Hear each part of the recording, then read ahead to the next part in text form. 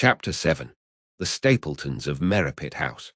The fresh beauty of the following morning did something to efface from our minds the grim and grey impression which had been left upon both of us by our first experience of Baskerville Hall. As Sir Henry and I sat at breakfast, the sunlight flooded in through the high mullioned windows, throwing watery patches of colour from the coats of arms which covered them. The dark panelling glowed like bronze in the golden rays, and it was hard to realize that this was indeed the chamber which had struck such a gloom into our souls upon the evening before. "I guess it is ourselves, and not the house, that we have to blame," said the baronet.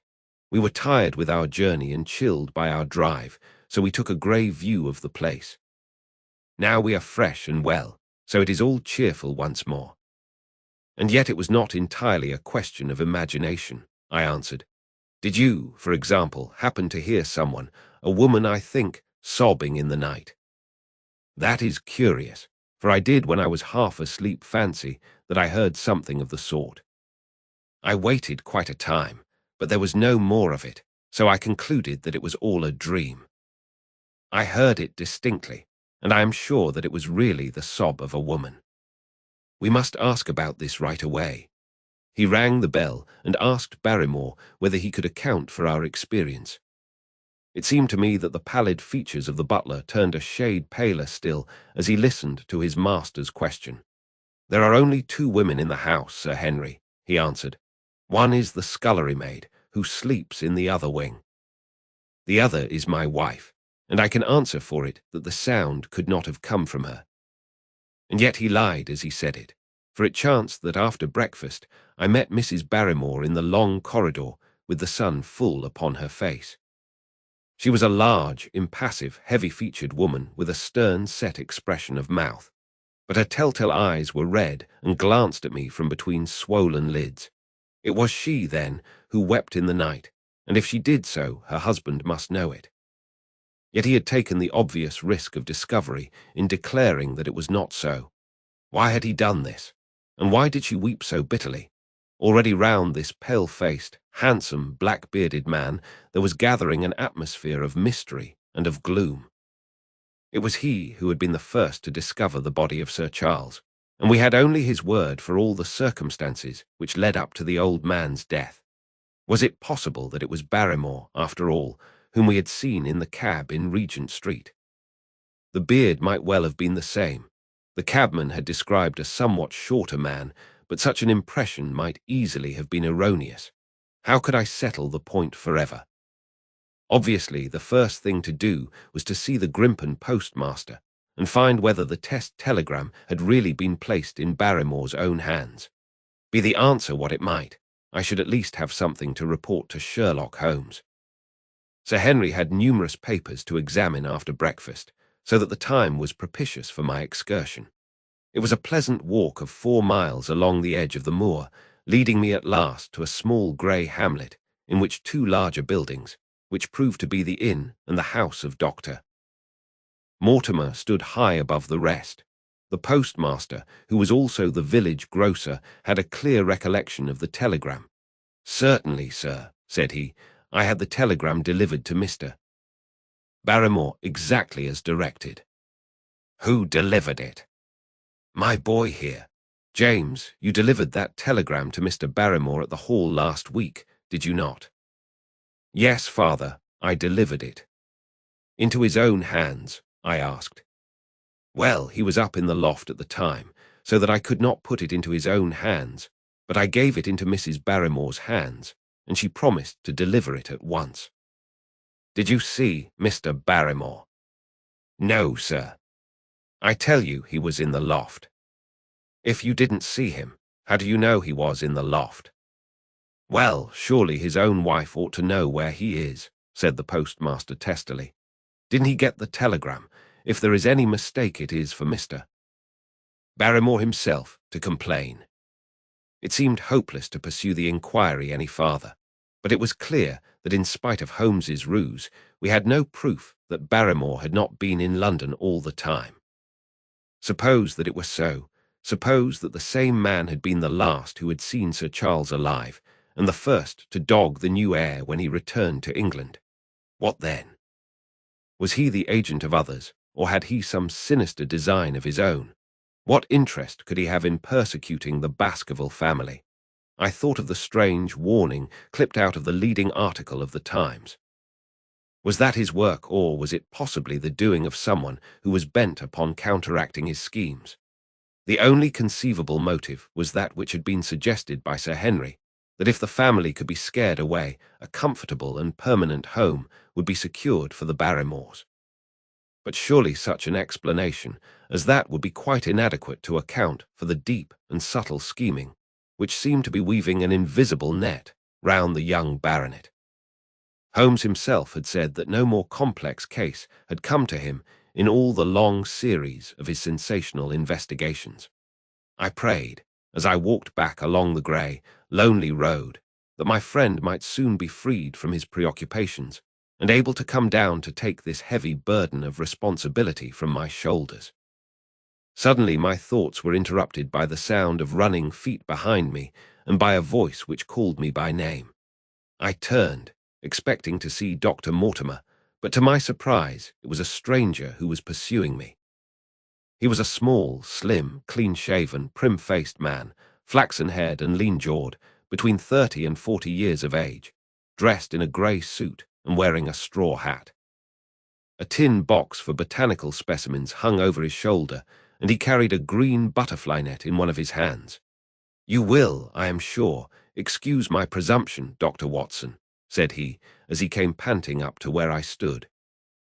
"Here on the moor we are homely folk, and do not wait for formal introductions. You may possibly have heard my name from our mutual friend, Mortimer. I am Stapleton, of Merripit House." "Your net and box would have told me as much," said I, for I knew that Mr. Stapleton was a naturalist, but how did you know me? "I have been calling on Mortimer, and he pointed you out to me from the window of his surgery as you passed. As our road lay the same way, I thought that I would overtake you and introduce myself. I trust that Sir Henry is none the worse for his journey." "He is very well, thank you. We were all rather afraid that after the sad death of Sir Charles, the new baronet might refuse to live here. It is asking much of a wealthy man to come down and bury himself in a place of this kind, but I need not tell you that it means a very great deal to the countryside. Sir Henry has, I suppose, no superstitious fears in the matter." "I do not think that it is likely. Of course, you know the legend of the fiend dog which haunts the family." "I have heard it. It is extraordinary how credulous the peasants are about here. Any number of them are ready to swear that they have seen such a creature upon the moor." He spoke with a smile, but I seemed to read in his eyes that he took the matter more seriously. The story took a great hold upon the imagination of Sir Charles, and I have no doubt that it led to his tragic end. "But how?" "His nerves were so worked up that the appearance of any dog might have had a fatal effect upon his diseased heart. I fancy that he really did see something of the kind upon that last night in the yew alley. I feared that some disaster might occur, for I was very fond of the old man, and I knew that his heart was weak." "How did you know that?" "My friend Mortimer told me." "You think, then, that some dog pursued Sir Charles, and that he died of fright in consequence? Have you any better explanation?" "I have not come to any conclusion." "Has Mr. Sherlock Holmes—" The words took away my breath for an instant, but a glance at the placid face and steadfast eyes of my companion showed that no surprise was intended. "It is useless for us to pretend that we do not know you, Doctor Watson," said he. "The records of your detective have reached us here, and you could not celebrate him without being known yourself. When Mortimer told me your name, he could not deny your identity. If you are here, then it follows that Mr. Sherlock Holmes is interesting himself in the matter, and I am naturally curious to know what view he may take. I am afraid that I cannot answer that question. May I ask if he's going to honor us with a visit himself?" "He cannot leave town at present. He has other cases which engage his attention." "What a pity. He might throw some light on that which is so dark to us. But as to your own researches, if there is any possible way in which I can be of service to you, I trust that you will command me. If I had any indication of the nature of your suspicions, or how you propose to investigate the case, I might perhaps even now give you some aid or advice. I assure you that I am simply here upon a visit to my friend, Sir Henry, and that I need no help of any kind." "Excellent," said Stapleton. "You are perfectly right to be wary and discreet. I am justly reproved for what I feel was an unjustifiable intrusion, and I promise you that I will not mention the matter again." We had come to a point where a narrow grassy path struck off from the road and wound away across the moor. A steep, boulder-sprinkled hill lay upon the right, which had in bygone days been cut into a granite quarry. The face which was turned towards us formed a dark cliff, with ferns and brambles growing in its niches. From over a distant rise there floated a grey plume of smoke. "A moderate walk along this moor path brings us to Merripit House," said he. "Perhaps you will spare an hour that I may have the pleasure of introducing you to my sister." My first thought was that I should be by Sir Henry's side. But then I remembered the pile of papers and bills with which his study table was littered. It was certain that I could not help with those, and Holmes had expressly said that I should study the neighbours upon the moor. I accepted Stapleton's invitation, and we turned together down the path. "It is a wonderful place, the moor," said he, looking round over the undulating downs, long green rollers, with crests of jagged granite foaming up into fantastic surges. "You never tire of the moor. You cannot think the wonderful secrets which it contains. It is so vast, and so barren, and so mysterious." "You know it well, then." "I have only been here 2 years. The residents would call me a newcomer." We came shortly after Sir Charles settled, but my tastes led me to explore every part of the country round, and I should think that there are few men who know it better than I do. Is it hard to know? Very hard. You see, for example, this great plain to the north here, with the queer hills breaking out of it. Do you observe anything remarkable about that? It would be a rare place for a gallop. You would naturally think so, and the thought has cost several their lives before now. You notice those bright green spots scattered thickly over it. Yes, they seem more fertile than the rest. Stapleton laughed. "That is the great Grimpenmire," said he. "A false step yonder means death to man or beast. Only yesterday I saw one of the moor ponies wander into it. He never came out. I saw his head for quite a long time craning out of the bog hole, but it sucked him down at last. Even in dry seasons it is a danger to cross it, but after these autumn rains it is an awful place. And yet I can find my way to the very heart of it and return alive. By George, there is another of those miserable ponies." Something brown was rolling and tossing among the green sedges. Then a long, agonized, writhing neck shot upward, and a dreadful cry echoed over the moor. It turned me cold with horror, but my companion's nerves seemed to be stronger than mine. "It's gone," said he. "The mire has him. 2 in 2 days, and many more perhaps, for they get in the way of going there in the dry weather, and never know the difference until the mire has them in its clutches.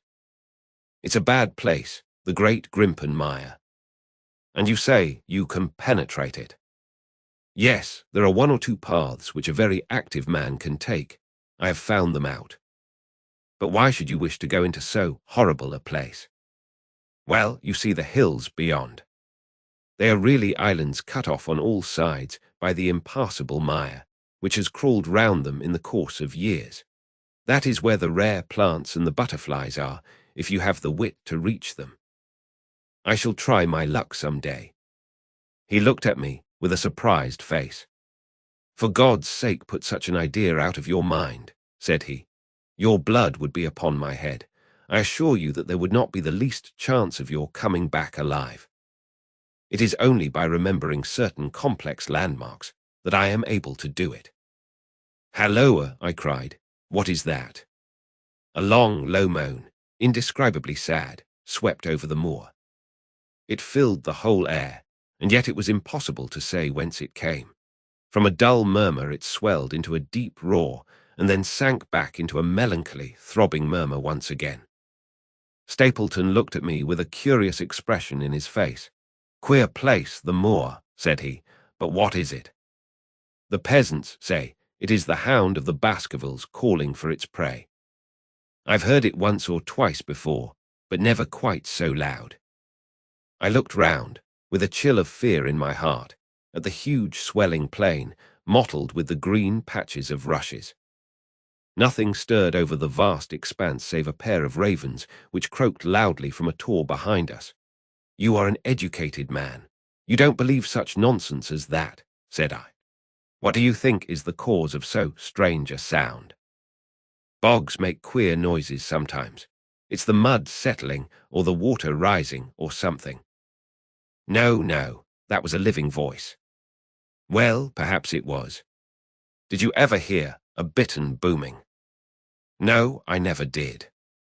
It's a very rare bird, practically extinct, in England now, but all things are possible upon the moor.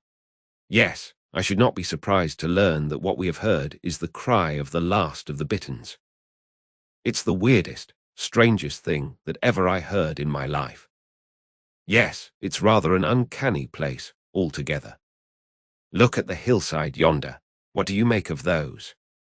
The whole steep slope was covered with grey circular rings of stone, a score of them at least. "What are they? Sheep pens?" "No, they are the homes of our worthy ancestors. Prehistoric man lived thickly on the moor, and as no one in particular has lived there since, we find all his little arrangements exactly as he left them. These are his wigwams with the roofs off. You can even see his hearth and his couch if you have the curiosity to go inside. But it is quite a town. When was it inhabited?" "Neolithic man, no date." "What did he do?"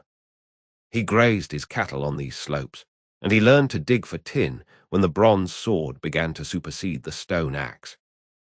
Look at the great trench in the opposite hill. That is his mark. Yes, you will find some very singular points about the moor, Dr. Watson. Oh, excuse me an instant. It is surely cyclopides." A small fly or moth had fluttered across our path, and in an instant Stapleton was rushing with extraordinary energy and speed in pursuit of it. To my dismay, the creature flew straight for the great mire, and my acquaintance never paused for an instant, bounding from tuft to tuft behind it, his green net waving in the air. His grey clothes and jerky, zigzag, irregular progress made him not unlike some huge moth himself. I was standing watching his pursuit with a mixture of admiration for his extraordinary activity and fear lest he should lose his footing in the treacherous mire, when I heard the sound of steps, and turning round, found a woman near me upon the path. She had come from the direction in which the plume of smoke indicated the position of Merripit House, but the dip of the moor had hid her until she was quite close. I could not doubt that this was the Miss Stapleton of whom I had been told, since ladies of any sort must be few upon the moor, and I remembered that I had heard someone describe her as being a beauty. The woman who approached me was certainly that, and of a most uncommon type. There could not have been a greater contrast between brother and sister, for Stapleton was neutral-tinted, with light hair and grey eyes, while she was darker than any brunette whom I have seen in England, slim, elegant, and tall. She had a proud, finely cut face, so regular that it might have seemed impassive were it not for the sensitive mouth and the beautiful dark, eager eyes. With her perfect figure and elegant dress she was, indeed, a strange apparition upon a lonely moorland path. Her eyes were on her brother as I turned, and then she quickened her pace towards me. I had raised my hat, and was about to make some explanatory remark when her own words turned all my thoughts into a new channel. "Go back," she said. "Go straight back to London instantly." I could only stare at her in stupid surprise. Her eyes blazed at me, and she tapped the ground impatiently with her foot. "Why should I go back?" I asked. "I cannot explain." She spoke in a low, eager voice, with a curious lisp in her utterance. "But for God's sake do what I ask you. Go back and never set foot upon the moor again. But I have only just come. Man, man, she cried. Can you not tell when a warning is for your own good? Go back to London. Start tonight. Get away from this place at all costs. Hush, my brother is coming. Not a word of what I have said. Would you mind getting that orchid for me among the marestales yonder? We are very rich in orchids on the moor, though, of course, you are rather late to see the beauties of the place. Stapleton had abandoned the chase and came back to us breathing hard and flushed with his exertions. "Halloa, Beryl," said he, and it seemed to me that the tone of his greeting was not altogether a cordial one. "Well, Jack, you are very hot." "Yes, I was chasing a cyclopide. He is very rare and seldom found in the late autumn." "What a pity that I should have missed him." He spoke unconcernedly, but his small light eyes glanced incessantly from the girl to me. "You have introduced yourselves, I can see." "Yes.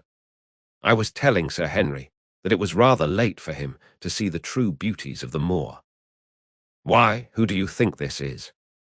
"I imagine that it must be Sir Henry Baskerville." "No, no," said I, "only a humble commoner, but his friend. My name is Dr. Watson."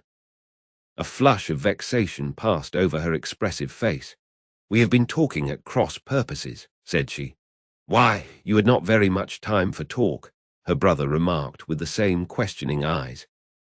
"I talked as if Dr. Watson were a resident instead of being merely a visitor," said she. "It cannot much matter to him whether it is early or late for the orchids. But you will come on, will you not, and see Merripit House?" A short walk brought us to it, a bleak moorland house, once the farm of some grazier in the old prosperous days, but now put into repair and turned into a modern dwelling.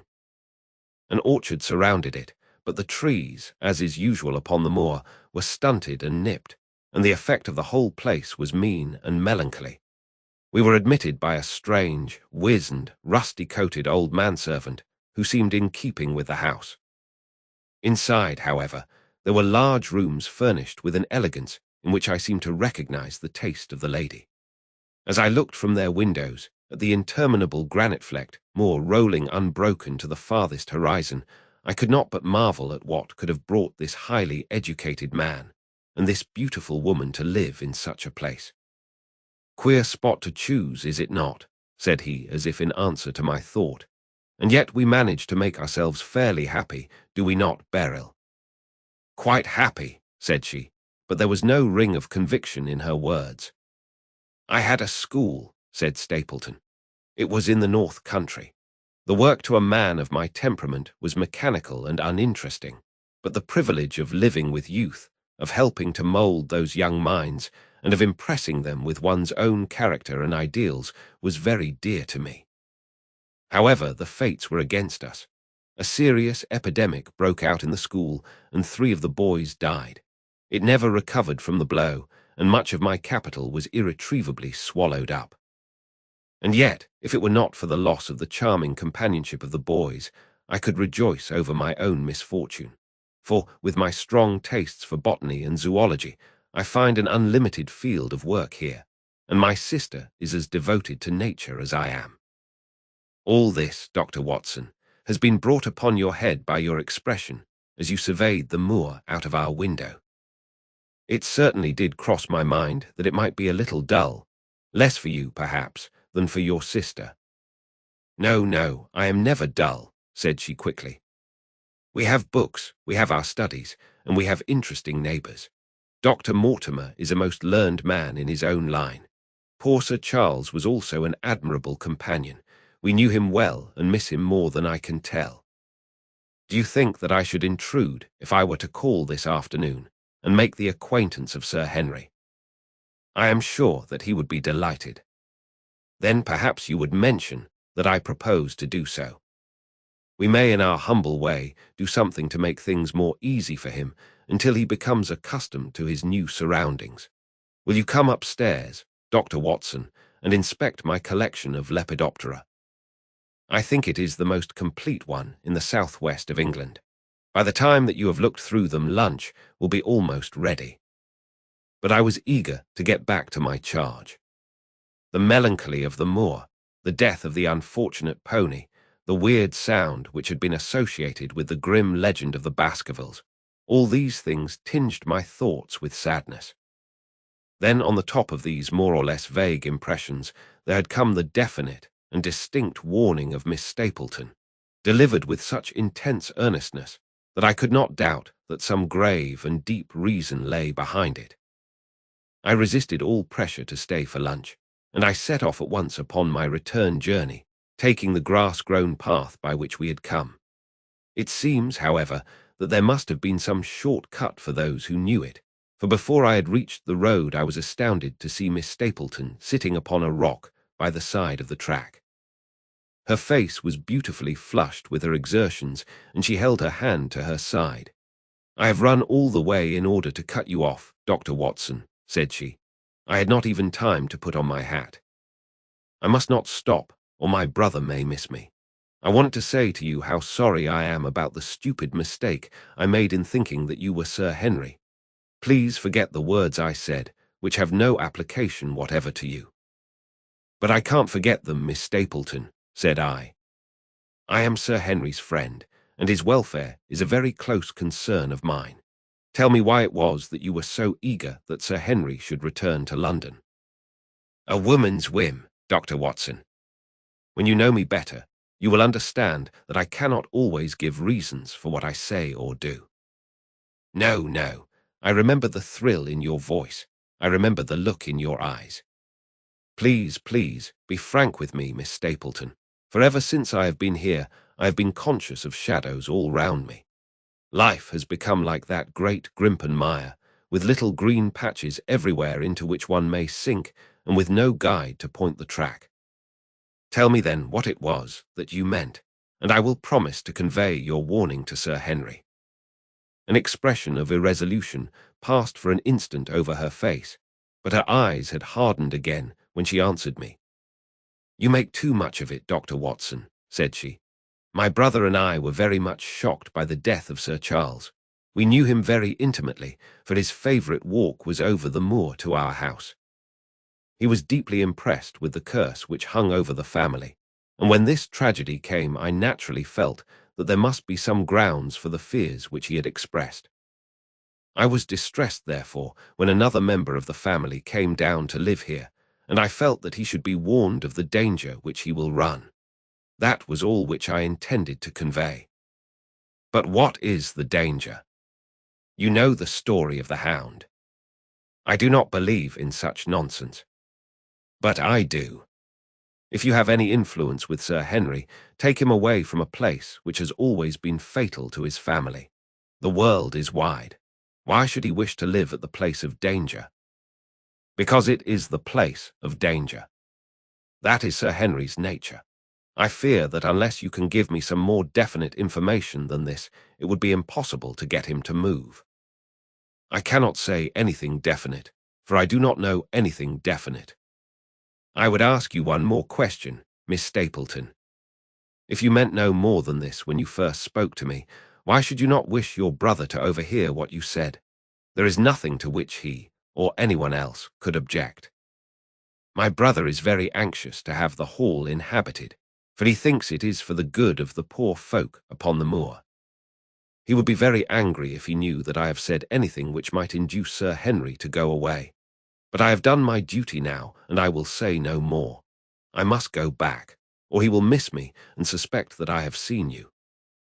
"Goodbye," she turned, and had disappeared in a few minutes among the scattered boulders, while I, with my soul full of vague fears, pursued my way to Baskerville Hall.